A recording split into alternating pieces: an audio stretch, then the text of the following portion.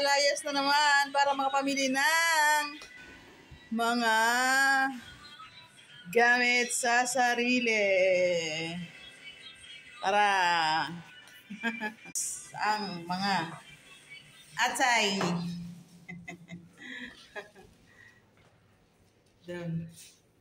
Ganun ba?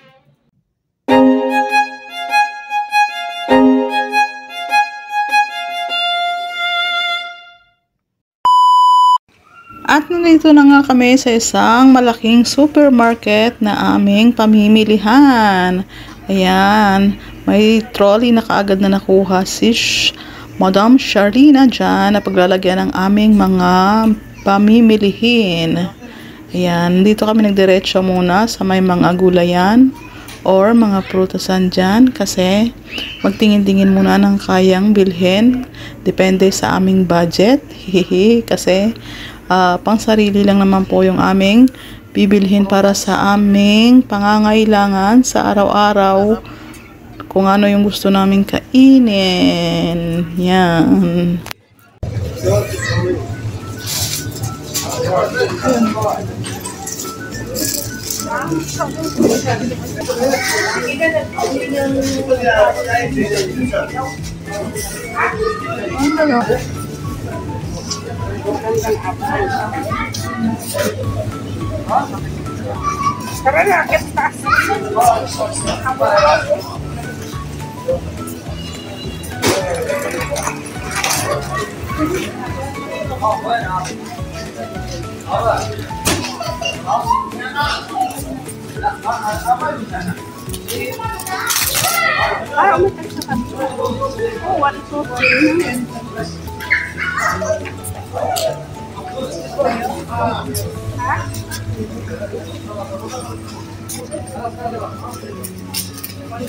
Masarap tong mga maliliit na ano, yan o. Oo. Yan ang masarap. Oo, masarap yan. Mamaya na biya. Doon sa taas. Ang lalaki ng pakwan. Oo, ari ang muna ang namin. Ano, at sarahon dahon niya. Ay, tama na.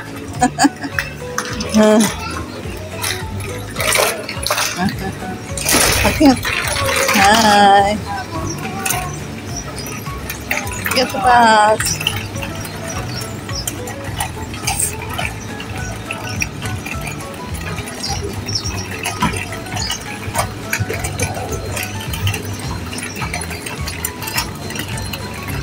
Yeah.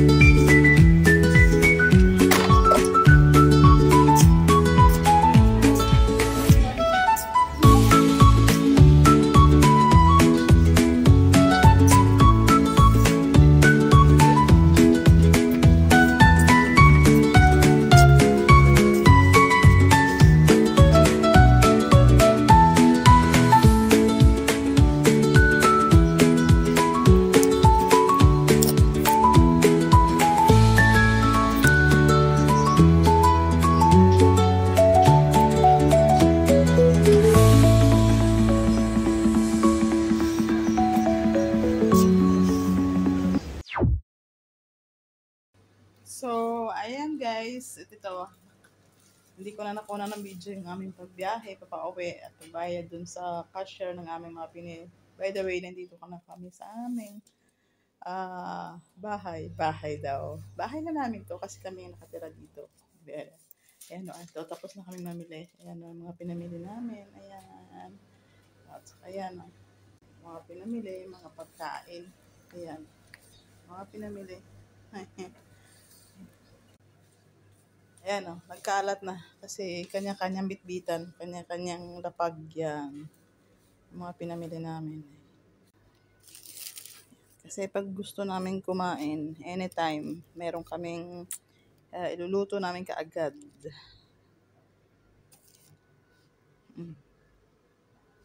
Ayan na po. Ayan, ang buhay ng mga atsay.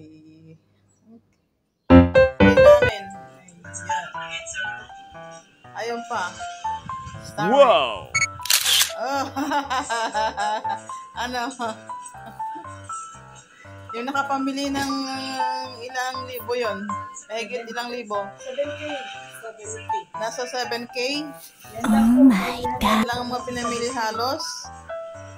Diyos Ginoo. Oh. Ito pa. Ilang items lang nasa mahigit 7,000.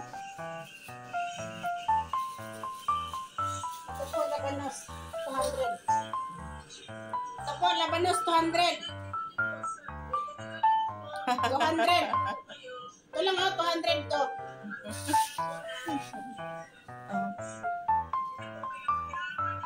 Yan ang mga bilihin dito sa bansang Kuwait. Pero sa pera po nila, piso-piso lang. 3 piso.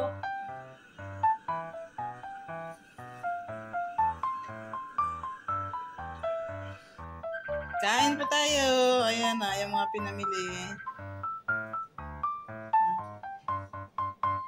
Up.